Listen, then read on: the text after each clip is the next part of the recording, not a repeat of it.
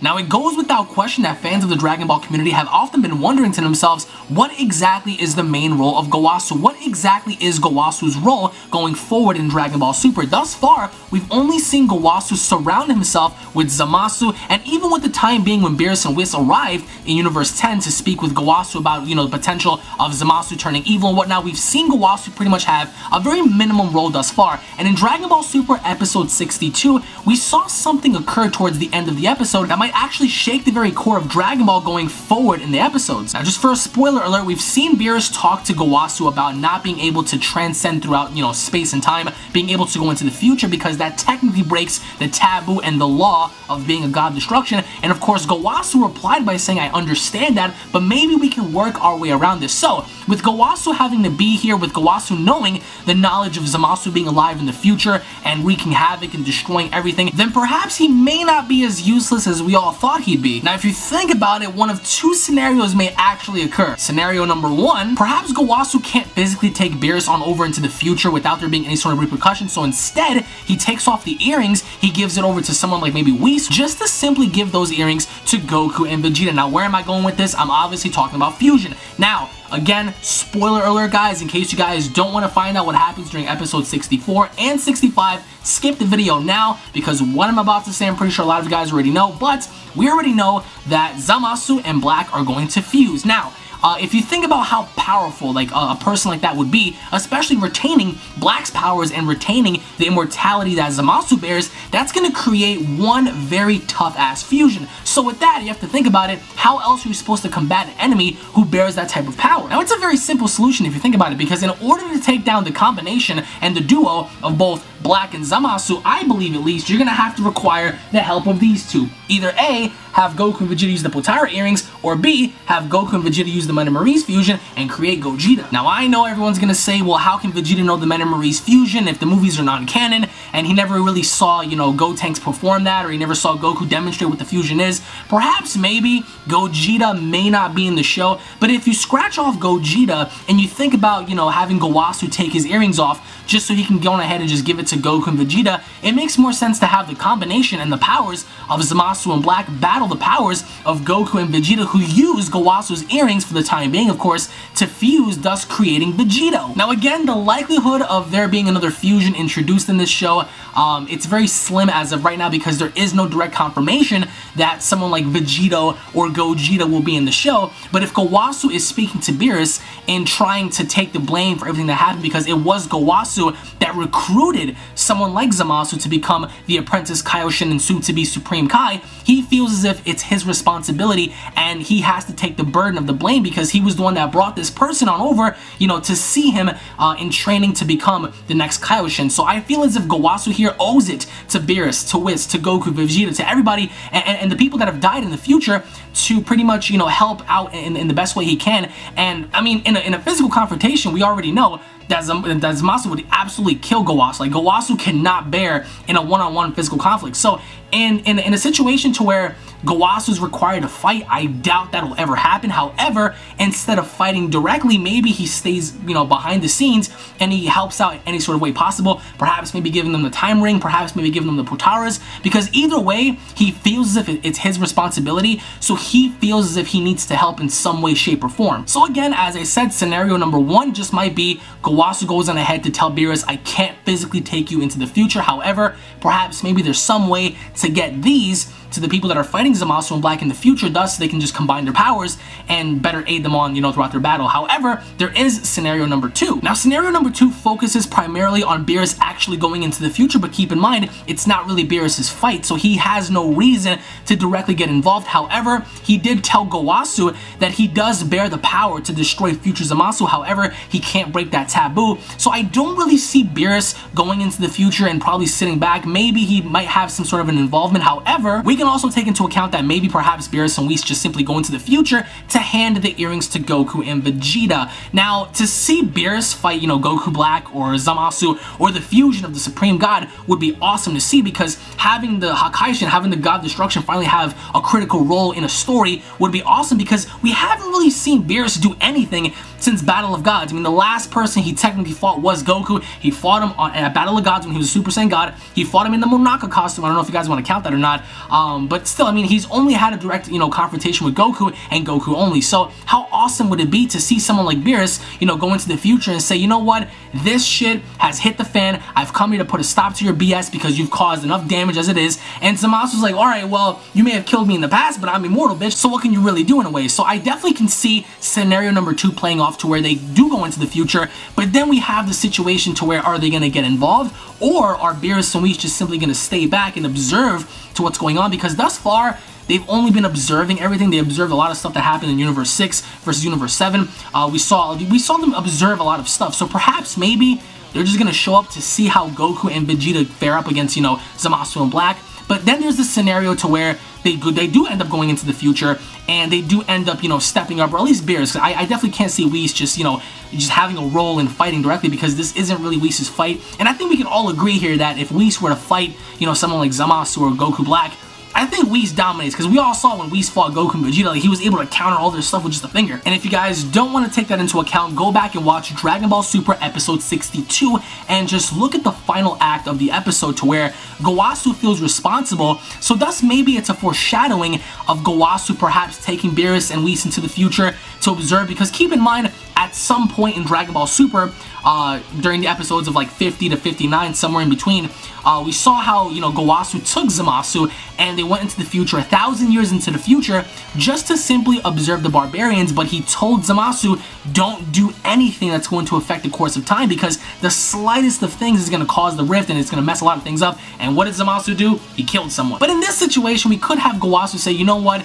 screw the rules, everything as of right now is just totally messed up. Let me go ahead and just put the ring on, just, tag alongside with me and I'll take you into the future. So I can definitely see something to where Gowasu shows up in the future with Beerus and Whis. And, I can definitely see, can you imagine the reaction of Zamasu having to look up and he sees Gowasu and he sees, alongside Gowasu is Beerus and Whis, and that'd be pretty cool because, Zamasu can just laugh and be like, wow, so you are alive, like, what are you doing here? Like, I killed you, like, in the past, I killed you during that time, so it's pretty funny to see you back alive because this gives me another opportunity to cut your ass in half. And even while Zamasu makes that threat, I can definitely see someone like Beerus saying, you will not touch him, because if you touch Gowasu, you will be in direct confrontation with me. All in all, I do believe that Gowasu is going to have a very important role here. In terms of, like, having a direct one-on-one fight against, Zamasu or the Fusion, whatever, it's not going to happen. But either A, taking Beerus and Whis into the future and then taking the rap for it, because he did say how, he feels responsible. So what if, someone like the Omni King shows up and he's like, alright, so I put you in charge of Universe 7, what the heck are you doing traveling throughout time? It's a law that, you were not supposed to break. What happened? So I can definitely see Gowasu getting in the way and saying, you know what, it wasn't them, it was me, I took them into the future because of this, and this, and I can definitely see Gowasu paying the price. So at the end of the day, despite, what happens to Beerus and Whis, I don't see them ultimately taking the blame here. I think the person that's going to take all the blame as to what happened is going to be Gowasu, because he's the one that recruited Zamasu in thinking that he was going to be a good person and thinking that he was going to be, an appropriate Supreme Kai. And in fact, he went rogue. So either A, Gowasu might take them, or B, he might just give him the earrings and say, you know what, give it to those fighters, give it to Son Goku, in hopes of, hopefully enough, he can just fuse with somebody there, and they can just, hope to just stop whatever's going on, because if we can't go there directly, we might as well just give him something to work with here. But who's to say, really? I mean, at this point, it's kind of hard to say what's going to happen or what isn't going to happen, because there's so much right now happening in Dragon Ball Super. And depending on when you're watching this video, of course, episodes 66 and 67 and stuff haven't really been revealed.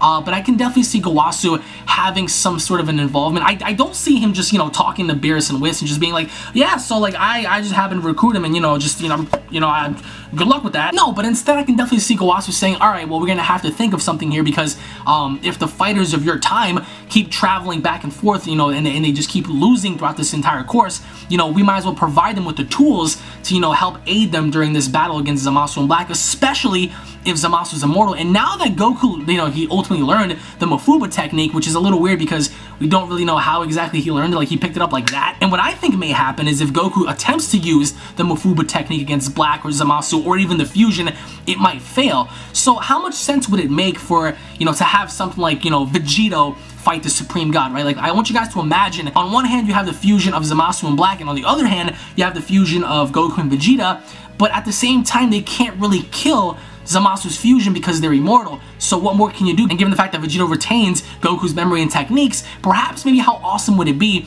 if the fusion of Goku and Vegeta are the ones that seal away Zamasu and Black's fusion? Because since, you know, a fusion is supposed to be stronger, it'll only make sense to see like their fusion have more of an effect with the Mafuba than an actual, you know, separated person would be. So I can definitely see something like a fusion sealing them off, because if the fusion technique of Zamasu and Black do retain immortality, which is, again, you can't really kill somebody if they're immortal, it'll only make sense for Goku to attempt the Mafuba by himself and fail. And then if, by some chance, if they do happen to use fusion on the hero's side, then perhaps maybe the heroes, which is going to be the fusion of Goku and Vegeta, use the Mafuba technique as Vegeta or whoever to permanently seal away Zamasu and Black, having to use it a second time. But I know a lot of people are going to say, well, the Mafuba is supposed to kill you and stuff, but we don't really know what's going to happen. Even if that does happen, you know, who's to really say? But I just personally think that Gowasu is going to have some role in this. Either A, he's going to take him into the future or give him the earrings. We've seen Trunks thus far, and they still haven't explained, you know, what his transformation was. I mean, he had the exact same hair, like the exact same look. He just had blue ki within like his yellow aura, but they never really specified as to how strong he truly was, or B, you know, like what the extent of his power is, if this is like the pinnacle of Super Saiyan Blue, if this is false Super Saiyan God, in which case I think it is false Super Saiyan God. But I just don't, you know, they haven't really explained any of that. But I don't think Trunks is going to be down for the count, even if by some chance, even Piccolo said, so as long as they don't break the seal, they should be trapped forever. However, I can definitely see this going to where Zamasu breaks the seal, or Goku Black breaks the seal, or they both break the seal, because I just can't see Goku using the Mafuba and it working like from the first shot. Like I can't see that happen. However, we do learn that Zamasu breaks the time machine and he destroys the Mafuba, you know, the Mafuba jar, the containment, which is like crazy, because now Trunks is going to be the one to use like a special tool to fix it and whatnot. So it's getting crazy here, but I don't think that they're giving us all of this, you know, foreshadowing in a way, just to say, you know what, we were just teasing you, you get what I'm saying? But let me know what you guys think. What would you guys rather prefer? Would you guys rather prefer for Gowasu to just give his earrings on over to Goku and Vegeta and not take Beerus and Whis into the future? Or would you guys rather see Gowasu take Beerus and Whis into the future via Time Ring,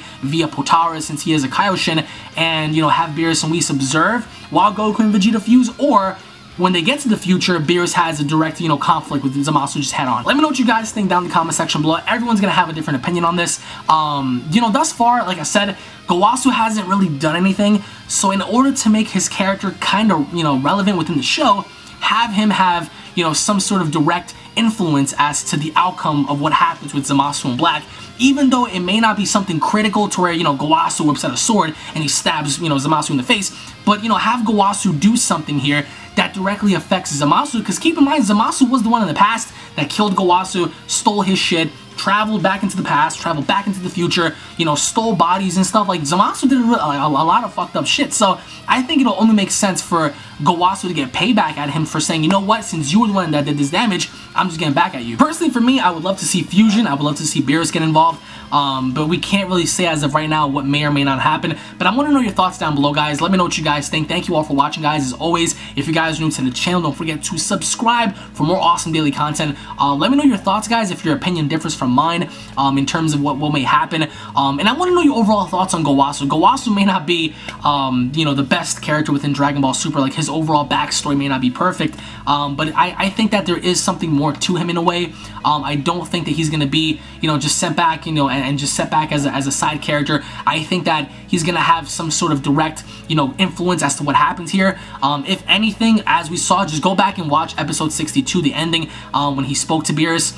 He feels like, you know, he feels like the blame is on him, because he's the one that appointed this guy as to, you know, to be the Kaioshin and whatnot. So he feels as if like he owes it to the gods, to Goku and everybody, to just get a little bit of payback, and just to redeem not only himself as being a failed master, but to ultimately put down his once, you know, pupil. So let me know what you guys think down in the comment section below. Thank you all for watching, guys, as always. I hope to see you guys on Xenoverse 2, because the open challenge is here.